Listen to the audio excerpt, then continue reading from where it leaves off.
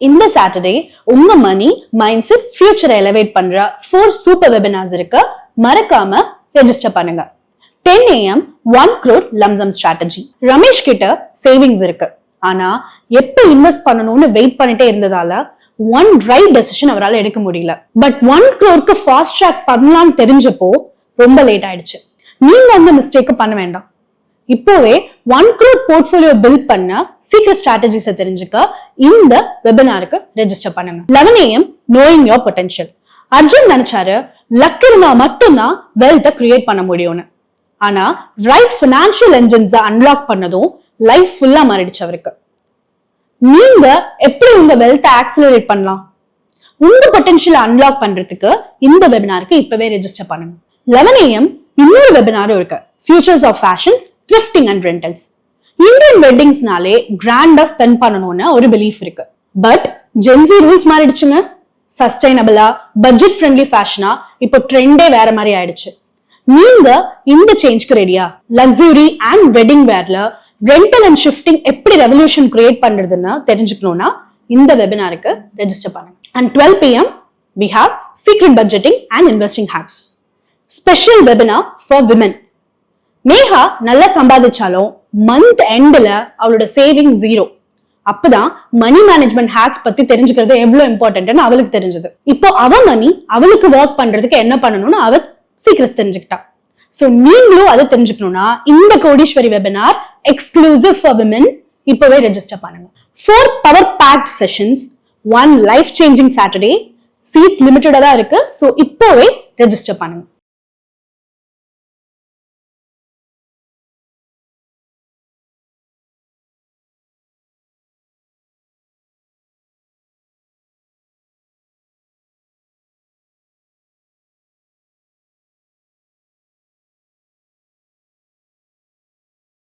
PG இன்விட்டில் புரிதல் சரியா? Power grid corporation of India ஒரு PSU பவர் டிரான்ஸ்மிஷன்ல கிட்டத்தட்ட பெருவாரியான கெப்பாசிட்டி இந்தியாவில் இந்த ஒரு கம்பெனி கிட்ட தான் இருக்கு. மற்றவங்க எல்லாம் சேர்த்தா கணிசமான ஒரு அளவு கூட வராது. பவர் கிரிட் என்ன பண்றாங்கன்னா, சில ஆண்டுகளுக்கு முன்னாடி ஒரு இன்விட்டை ஃப்ளோட் பண்ணி அதுல 5 ப்ராஜெக்டை டிரான்ஸ்ஃபர் பண்றாங்க. அதன் மூலமாக அந்த 4 ப்ராஜெக்ட்ல 75% ஸ்டேக் சில ப்ராஜெக்ட்ஸ்லையும் 100% ஒரு ப்ராஜெக்ட்லையும் இன்விட்டுக்கு டிரான்ஸ்ஃபர் ஆகுது. ஸோ அந்த ப்ராஜெக்டுக்கு வரக்கூடிய மொத்த வருவாயில 75% ஓனர்ஷிப் உள்ள ப்ராஜெக்ட்ல 75% வருவாய் ஷேரும் 100% உள்ளது 100% ஷேரும் பிஜி இன்விட்டுக்கு வருது. 100 ரூபாய் மதிப்புக்கு இந்த இன்விட் IPO பண்ணாங்க. அதுக்கப்புறம் கடகடன்னு வளர்ந்து 140 ரூபாய் வரைக்கும் போச்சு. 2023 ஒரு முக்கியமான மாற்றம் இந்த இன்விட்ல நடந்தது. அது என்னன்னா, இதுக்கு மேல இந்த இன்விட்ல புதிய சொத்துக்கள் வாங்குவாங்களாங்கிறது கேள்விக்குறி ஆயிடுச்சு. அதுக்கு முன்னாடி நம்ம அசியூம் பண்ணோம் இவங்க இதை பண்ணுவாங்கன்னு.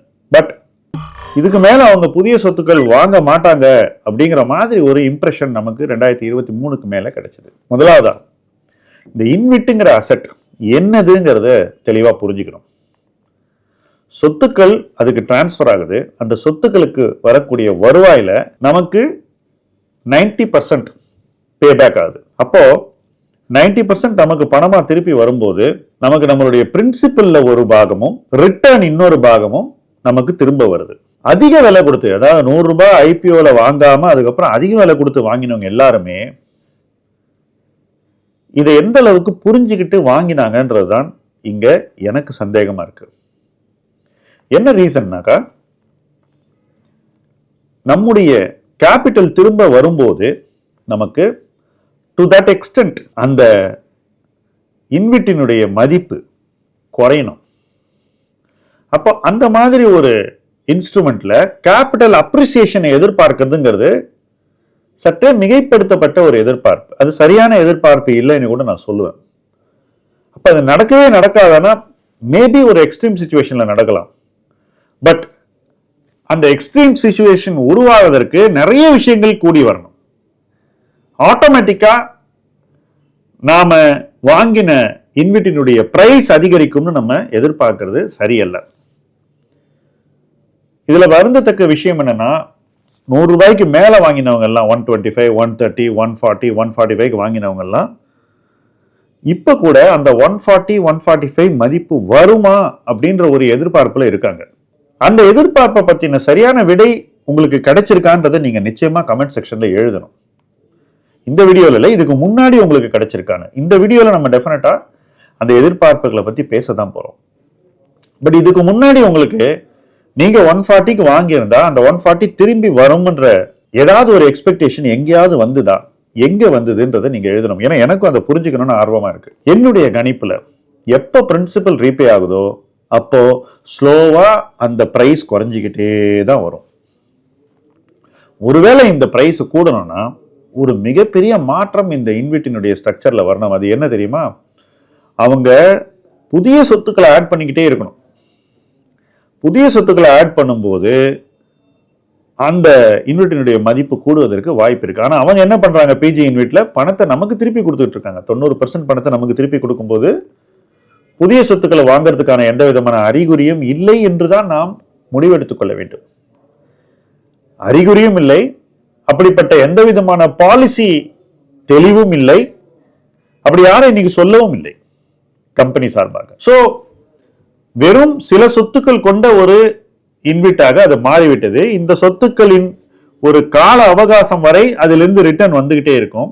அந்த ரிட்டர்ன் வர வர அந்த ரிட்டர்ன்ல 90%ல அவங்க நமக்கு பே பண்ணுவாங்க.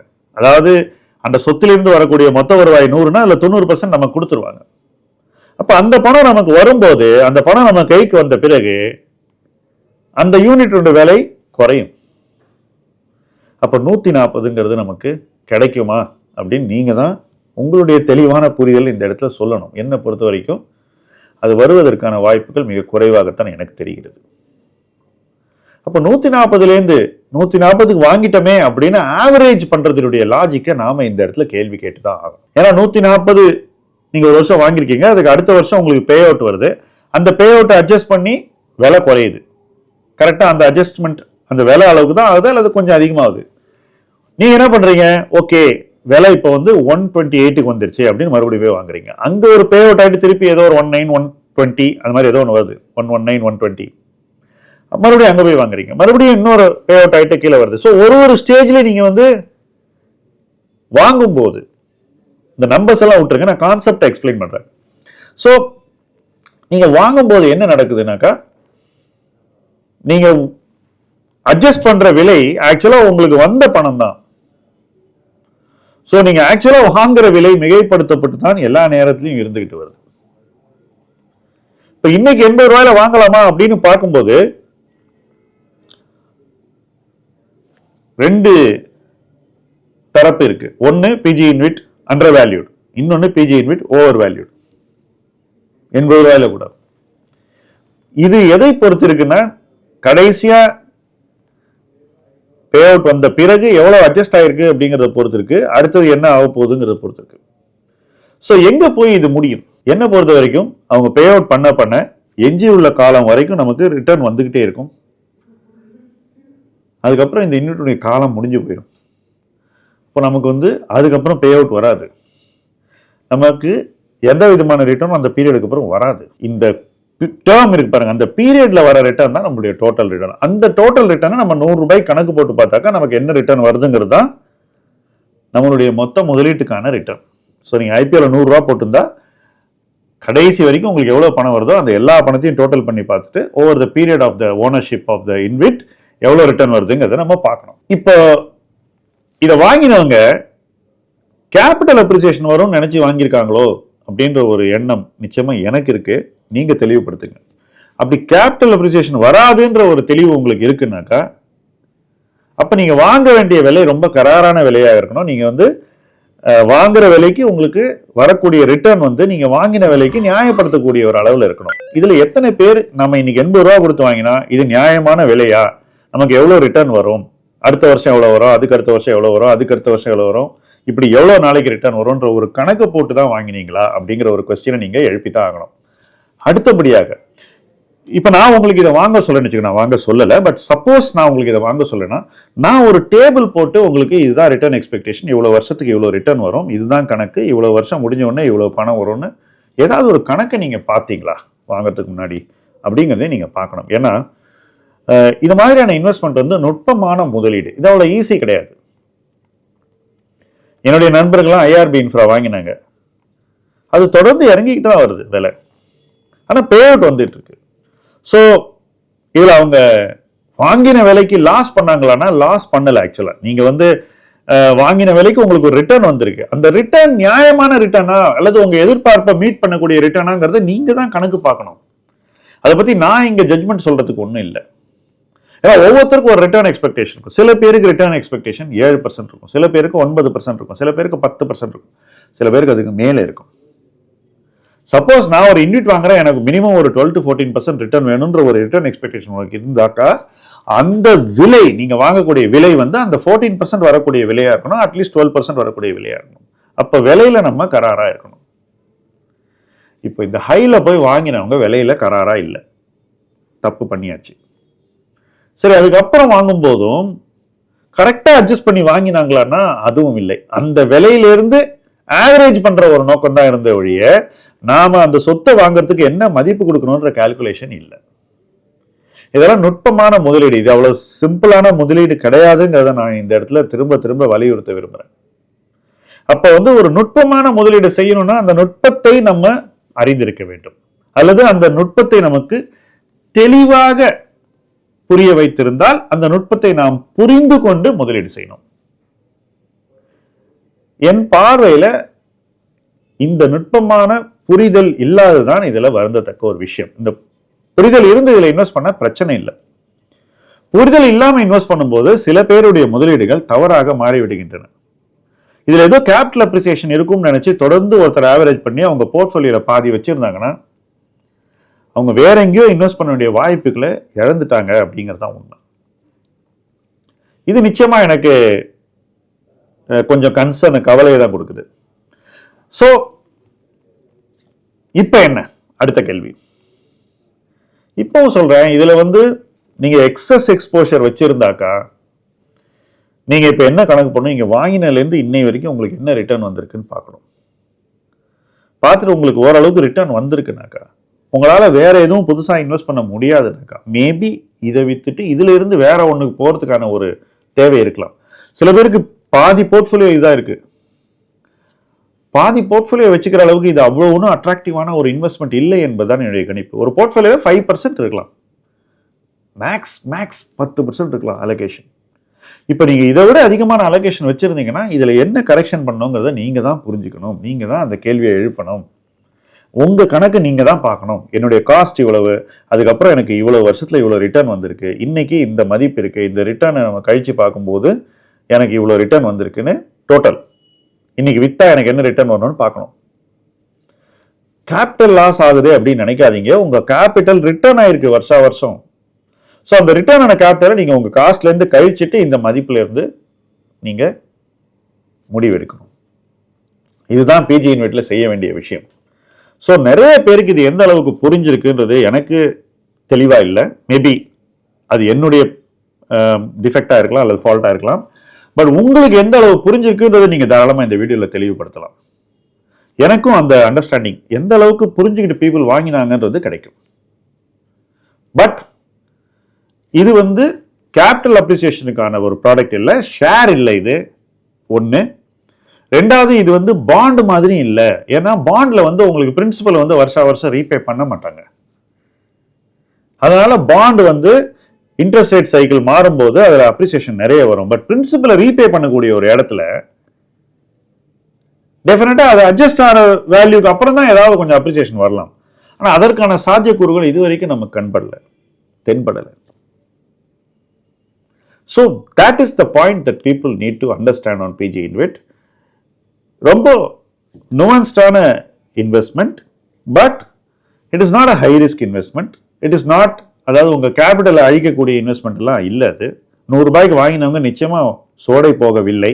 கொஞ்சம் ஹை ரேட்ல வாங்கின சிலருக்கு வலி இருந்திருக்கிறது. மேபி அவங்க ரிட்டர்ன் குறைஞ்சிருக்கலாம். பட் அவங்க கூட லாஸ் பண்ணியிருப்பாங்களாங்கிறது நம்ம கணக்கு போட்டு தான் பார்க்கணும். ஏன்னா ஒவ்வொருத்தரோட விலையை வச்சு நம்ம அந்த கணக்கு போடணும். அதனால தான் உங்களை அந்த கணக்கு போட சொல்றோம். அந்த கணக்கை போட்டு பார்க்கும்போது உங்களுக்கு புரிதல் வரும். அந்த கம்பெனியோட கம்யூனிகேஷனை போய் பாருங்க. அதுல வந்து எவ்வளவு ரிட்டர்ன் ஆஃப் கேபிட்டல், எவ்வளவு ரிட்டர்ன் ஆன் கேபிட்டல், இது ரெண்டையும் பாருங்க. ரிட்டர்ன் ஆஃப் கேபிட்டலை உங்க காஸ்ட்ல குறைங்க, ரிட்டர்ன் ஆன் கேபிட்டல் உங்களுடைய ஆக்சுவல் ரிட்டர்ன்.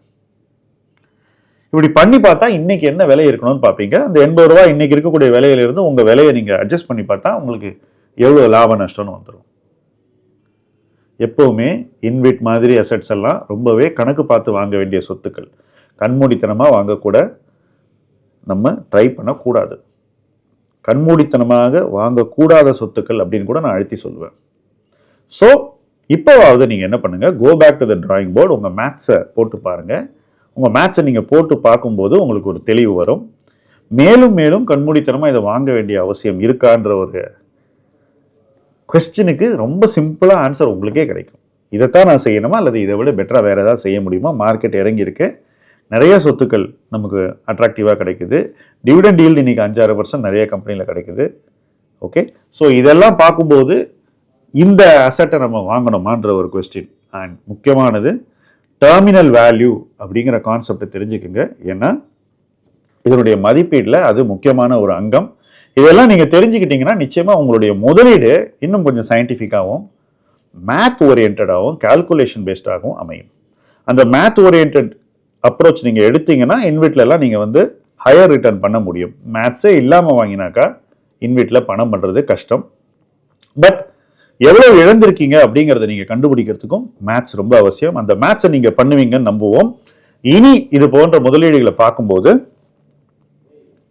இதுக்கு என்ன ரிட்டர்ன் கிடைக்கும், இந்த விலையில என்ன ரிட்டர்ன் கிடைக்கும், இப்போ வாங்கணுமா கூடாதா, இப்போ கிடைக்கக்கூடிய ரிட்டர்ன் எனக்கு போதுமானது இல்லையா, அப்போ எனக்கு தேவையான ரிட்டர்ன் கிடைக்கணும்னா நான் என்ன விலை கொடுத்து வாங்கணுன்ற ஒரு மேத்ஸை போட்டு வாங்குவீங்க.